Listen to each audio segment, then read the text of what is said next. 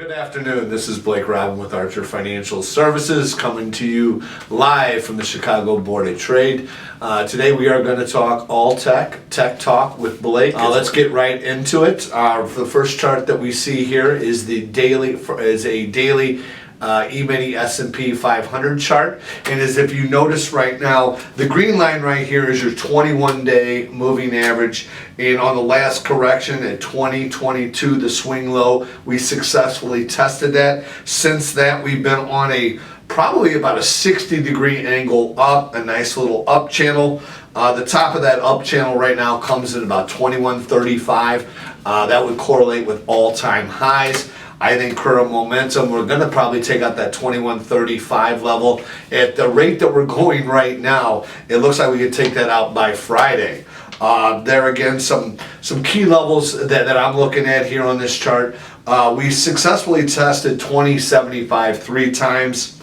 Also, that 20.75 was the breakout from the downtrend. As you notice, once we made that swing high at 21.05, we had a nice little correction that held the 21-day moving average.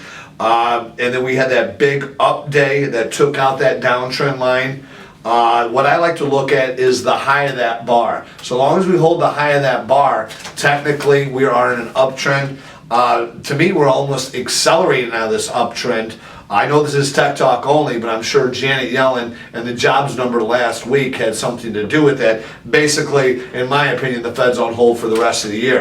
Will interest rates ever rise again? I'm not sure. I would have to say at least not this year. I guess the bottom line on the S&P, looking for a test of the upper end of the channel. That'd be 21.35. And certainly once you get to all-time highs, people are going to start talking, oh, there's a double top, there's a double top. So I definitely want to look at that action at 21.35. Also beware too, we will be doing the switch over next week. September will be lead month, so possibly next week I can update you on the September E-mini S&P. Moving forward here, now here's another explosive chart. This is a weekly soybean chart. You know, if you look at the chart, we came out of about a 9-month base. And on the weekly up bar that we had double the average volume on that weekly up bar. And then since there, you basically have been in about a 75-degree angle up, which indicates a very, very strong uptrend. Just drew a nice little weekly downtrend line from the highs of 2012. That comes in at about 12.05.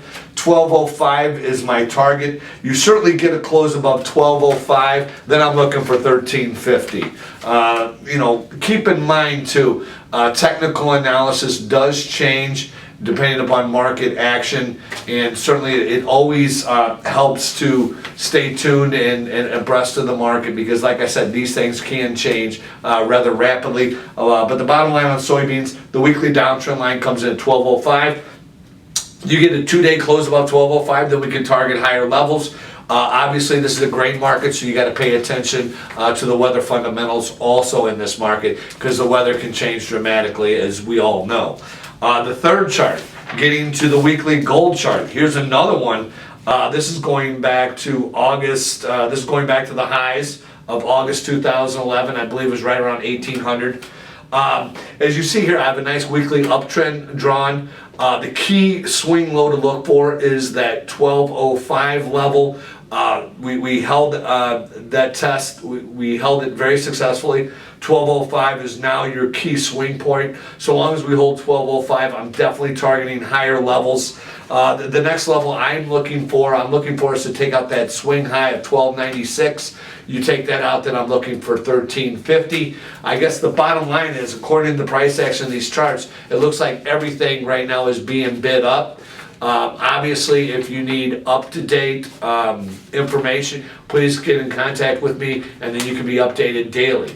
Also, these are not my thoughts and not those of ADM Investor Services or Archer Financial Services. Everybody have a great day, and we'll talk next week.